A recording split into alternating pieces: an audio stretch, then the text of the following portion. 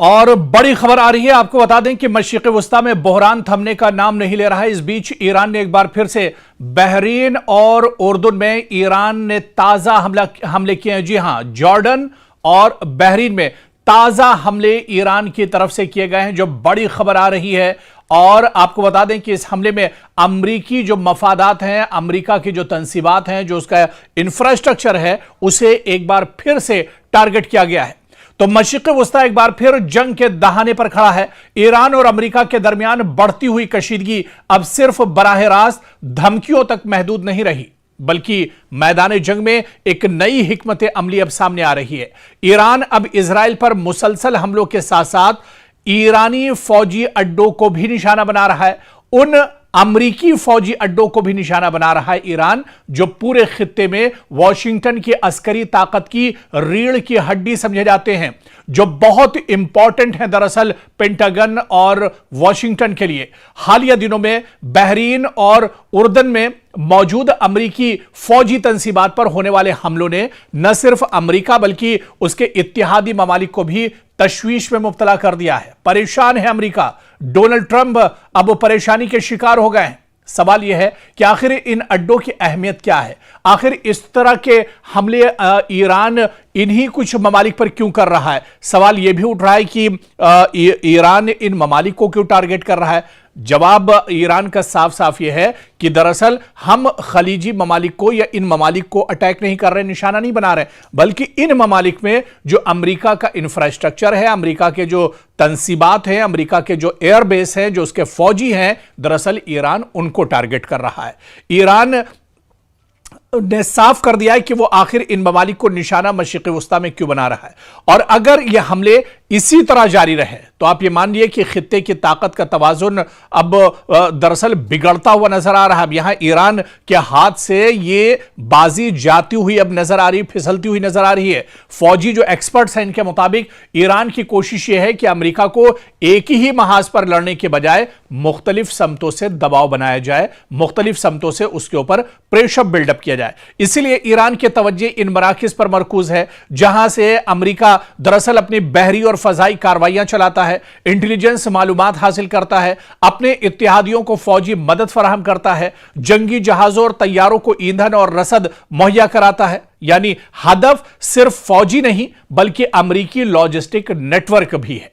और आप देखिए कि बहरीन दरअसल बहुत इंपॉर्टेंट है अमेरिका के लिए। बहरीन में अमेरिका ने बहुत इन्वेस्ट करके रखा है। अमेरिका के बड़े बड़े यहां पर शॉपिंग मॉल्स, अमेरिका का जो एयरबेस है, उसका हवाई अड्डा है, उसके कई हजार फौजी यहां पर मौजूद हैं। तो बहरीन अमेरिका के लिए मशरिक़ वस्ता में सबसे अहम बहरी अड्डों में शुमार होता है, क्योंकि यहां अमेरिकी बहरिया का 5th फ्लीट भी कायम है। और यह फ्लीट आप देखिए कि कई इलाकों में अमेरिकी बहरी कार्रवाइयों की निगरानी करता है। खास तौर से जो बहरीन का 5th फ्लीट है, वो खलीज फारस, अबनाए हुर्मुज, खलीज ओमान, बहर अरब और बहर अहमर को एक तरह से सेफगार्ड देता है, इसकी हिफाजत करता है। इसकी निगरानी दरअसल बहरीन से ही होती है। 5th फ्लीट ही इन तमाम जो ये समुद्री रास्ते हैं, गुजरगाहें हैं, इनकी जो निगरानी होती है वो बहरीन से होती है। इसी बेड़े के जरिए अमेरिका ईरान की बहरी सरगर्मियों पर नजर रखता है और इजराइल समेत अपने इत्तेहादियों को समुद्री तहफ्फुज़ भी फराहम करता है। इसी वजह से बहरीन पर ईरान के हमला करने की एक बहुत बड़ी स्ट्रेटेजी है। रिपोर्ट्स के मुताबिक ईरान या उसके हिमायत याफ्ता अनासिर ने बहरीन में अमरीकी फौजी तंसीबात को निशाना बनाने की कोशिश की, जिसका मकसद अमरीकी कमांड एंड कंट्रोल सिस्टम पर दरअसल दबाव डालना था। अगर ऐसे हमले कामयाब होते हैं तो इसके नतीजे में आप यह मानकर चलिए कि बहरी कार्रवाइयां मुतासिर हो सकती हैं, इंटेलिजेंस राब्ते कमजोर अमेरिका के पड़ सकते हैं, अमेरिकी बहरी बेड़े की नक्ल हरकत सुस्त पड़ सकती है, खलीज में मौजूद अमेरिकी जंगी जहाजों की सपोर्ट भी मुतासिर हो सकती है। और फिर इसके बाद अगर बात उर्दुन यानी उर्दन की जाए, जॉर्डन की जाए, यह भी बहुत इंपॉर्टेंट है। यह भी अमेरिका का एक बहुत अहम अड्डा एक तरह से माना जाता है। उर्दन बज़ाहिर जंग का मैदान नजर नहीं आता, लेकिन फौजी एतबार से यह अमेरिका के लिए मशरिक़ वस्ता में या खलीजी ममालिक में इंतहाई अहम मुल्क है अमेरिका के लिए। उर्दन में मौजूद टावर 22, आपने नाम सुना होगा, जब से जंग छिड़ी है टावर 22 का नाम भी सामने आ रहा है।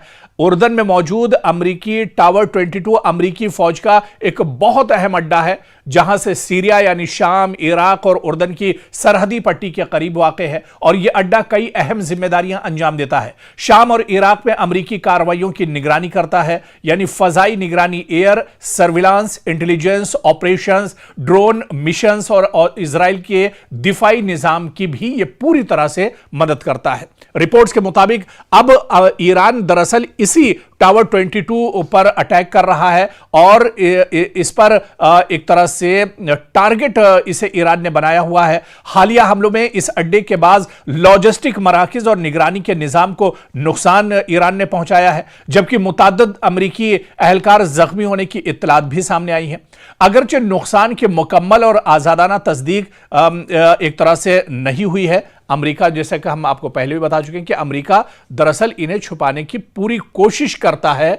अमेरिका यह चाहता है कि ये चीजें दरअसल निकलकर सामने ना आने पाए। जो हमले हो रहे हैं वो हमले दुनिया के सामने ना आने पाए, वरना अमेरिका की जो चौधराहट है, अमेरिका का सुपर पावर वाला जो टैग है, वो दरअसल कहीं ना कहीं उस पर असर पड़ेगा। और यह कहना अभी कबल अज वक्त होगा कि अमेरिका की कई दहाइयों पर मुहित बालादस्ती खत्म होने वाली है, लेकिन इतना जरूर है कि अमेरिका को बहुत बड़ी चोट दरअसल मशरिक़ वुस्ता में लगी है, जिसकी भरपाई करने में अमेरिका को एक लंबा वक्त लगेगा, या फिर अमेरिका मशरिक़ वुस्ता छोड़कर चला जाएगा, या फिर मशरिक़ वुस्ता में अगर रहता है तो उसका वो दबदबा नहीं रह जाएगा जो अब से कुछ साल पहले या इन जंगों से पहले जो अमेरिका का दबदबा मशरिक़ वुस्ता में हुआ करता था। क्योंकि मशरिक़ वुस्ता में जारी जंग अब सिर्फ ईरान, अमेरिका और इजराइल के दरमियान फौजी तसादुम तक महदूद नहीं रही, बल्कि इसने दुनिया के दो अहम तरीन बहरी तिजारती रास्तों को भी अपनी लपेट में ले लिया है। एक तरफ अबनाए हुर्मुज में ईरान और अमेरिका की कशीदगी बढ़ रही है, तो दूसरी जानिब यमन के हुसी जो लड़ाके हैं, उन्होंने बुहैरे अहमर और बाबुल मंदब में सऊदी अरब के खिलाफ नई बहरी कार्रवाइयों का आगाज कर दिया है। अगर यह बहरान मजीद शिद्दत इख्तियार करता है तो इसके असरात सिर्फ खलीजी ममालिक तक महदूद नहीं रहेंगे, बल्कि भारत, यूरोप, चीन और पूरी आलमी मईशत पर इसके असरात मुरत्तब हो सकते हैं। रिपोर्ट्स के मुताबिक हुसी लड़ाकों ने दावा किया है कि उन्होंने बुहैरे अहमर में सऊदी अरब से वाबस्ता 2 ऑयल टैंकर्स इंसिलिया और लैला को मिसाइलों और ड्रोन से निशाना बनाया है। हुसियों के मुताबिक इन हमलों के नतीजे में दोनों जहाजों में आग लग गई, ताहम इन दावों के हर पहलू से आजादाना तस्दीक नहीं हो सकी।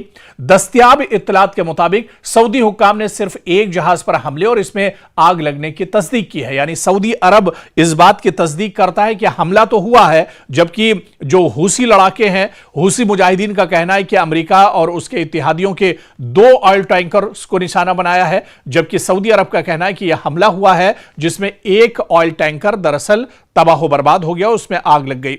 लेकिन आप देखिए कि बाबुल मुंदब जो है, यह दुनिया के अहम तरीन जो समंदरी रास्ते हैं इनमें शुमार होता है। यह बुहैरे अहमर को खलीज अदन और फिर बहरे हिंद से मिलाता है, जबकि आगे यही रास्ता नहर सुइज के जरिए यूरोप तक पहुंचता है।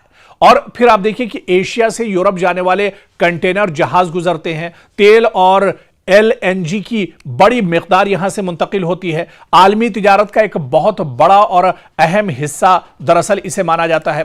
अगर यह रास्ता गैर महफूज हो जाए तो जहाजों को अफ्रीका के जुनूबी किनारे यानी कैप ऑफ गुड होप से लंबा सफर तय करना पड़ता है, जिससे वक्त, लागत और इंश्योरेंस अखराजात कई गुना बढ़ जाते हैं। अब तक दुनिया की सबसे बड़ी तशवीश दरअसल अबनाए हुर्मुज थी, जहां से खलीजी ममालिक का बेशतर खाम तेल यानी रॉ मटेरियल दुनिया भर में जाता था। लेकिन अब अगर बाबुल जो मुंदब है यह मुसलसल खतरे में रहता है, तो दुनिया के 2 अहम बहरी जो अहम तरीन बहरी रास्ते हैं, यानी एक साथ इन पर दबाव आ जाएगा। बल्कि सादा अल्फाज में यह कहा जाए कि हुर्मुज तेल को खलीज से बाहर निकालने का दरवाजा है और बाबुल मंदब जो है इसी तेल और तिजारती सामान को यूरोप और आलमी मंडियों तक पहुंचाने का अहम रास्ता माना जाता है। और अगर इन दोनों रास्ते अगर ये मुतासिर हों तो पूरी आलमी सप्लाई चेन शदीद दबाव का शिकार हो सकती है। अब आप देखिए कि हूसी लड़ाकों का जो कदम है वो आखिर उन्होंने क्यों उठाया, क्योंकि हूसी तंजीम का कहना है कि यह कार्रवाई अचानक नहीं बल्कि बरसों से जारी इक्तिसादी और बहरी पाबंदियों का रद्द अमल यानी रिएक्शन है। और इनके मुताबिक हुदैदा बंदरगाह पर मामूल की तिजारती सरगर्मियां बहाल नहीं हो सकी, यमन के वसाइल से हासिल होने वाली आमदनी इनके जेर इंतजाम इलाकों तक नहीं पहुंची। इसी के दबाव के जवाब में उन्होंने समंदरी महाज खोलने का फैसला किया है, यानी आलमी मईशत पर इसका सीधा सीधा असर पड़ता नजर आ रहा है। अगर बहरी रास्ते गैर महफूज होते हैं तो जहाजों की इंश्योरेंस महंगी हो जाती है, शिपिंग कंपनियां मुतबादिल रास्ते अख्तियार करती हैं, सफर कई दिन बल्कि कई हफ्तों तवील हो जाता है, तेल गैस और दीगर दरामदी अशिया महंगी हो सकती हैं, आलमी सप्लाई चेन में ताखीर पैदा हो सकती है। इसका असर सिर्फ तेल तक महदूद नहीं रहता है बल्कि खुराक, इलेक्ट्रॉनिक्स, गाड़ियां, मशीनरी और दीगर अशिया की कीमतों पर भी सीधे सीधे इसका असर पड़ता है। हिंदुस्तान पर भी इसका असर होगा अगर इस तरह के हालात होंगे। पिछली बार जब मुश्तरका हमला किया था अमेरिका और इजराइल ने ईरान के ऊपर और उस वक्त अबनाए हुर्मुज का रास्ता बंद हुआ था, तब आप देखिए कि किस तरह से ऑयल गैस की किल्लत भारत में हुई थी। तो भारत पर भी इसका असर होगा क्योंकि भारत अपनी तवानाई की जरूरियात का बड़ा हिस्सा खलीजी ममालिक से हासिल करता है। अगर हुर्मुज में कशीदगी बढ़ी या बाबल मंदब में बहरी नकलो हमल मुतासिर हुई तो भारत को महंगा खाम तेल खरीदना पड़ सकता है, शिपिंग लागत में इजाफा बर्दाश्त करना होगा, दरामदात और बरामदात महंगी हो सकती हैं, महंगाई और सनती लागत में इजाफा हो सकता है।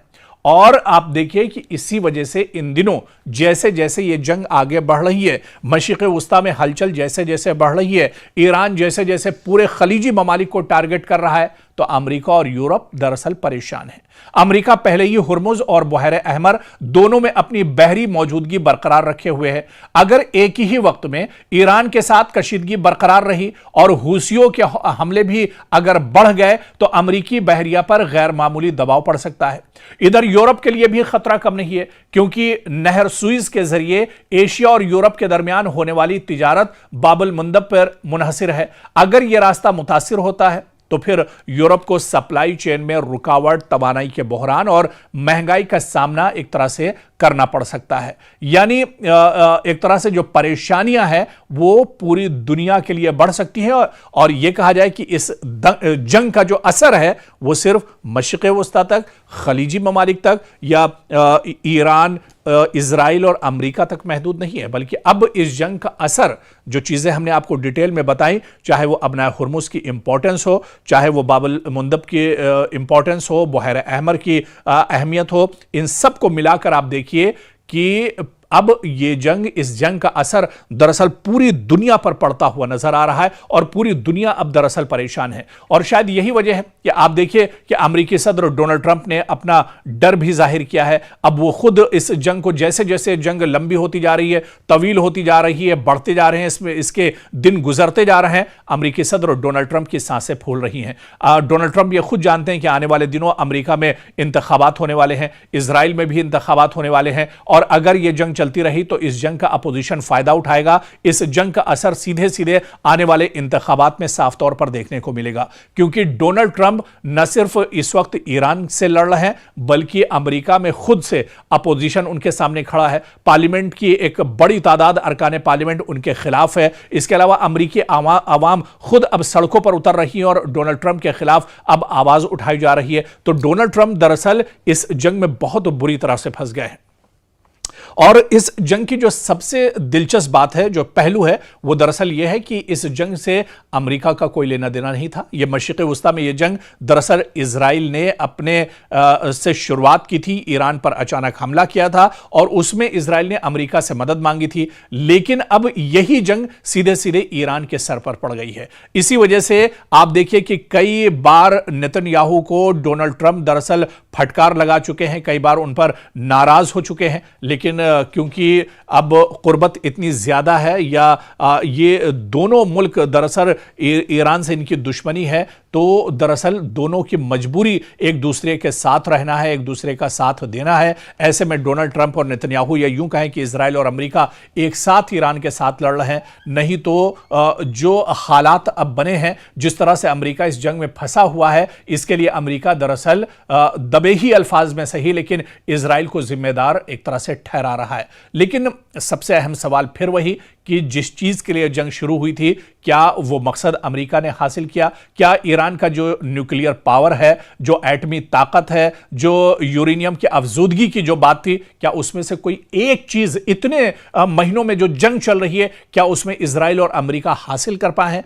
बस ये कि जो मासूम है उनका कत्लेआम हो रहा है, जो इंफ्रास्ट्रक्चर है आम लोगों के जो काम आता है ईरान के अंदर, उस पर लगातार हमले किए जा रहे हैं।